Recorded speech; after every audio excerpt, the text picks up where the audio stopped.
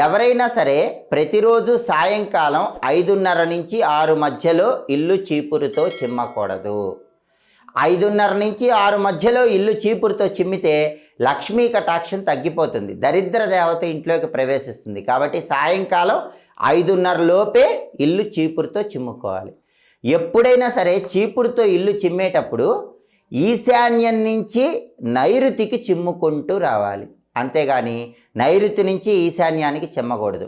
వేరే దిక్కు నుంచి ఈశాన్యం వైపు ఎప్పుడు చీపురుతో చిమ్మకూడదండి.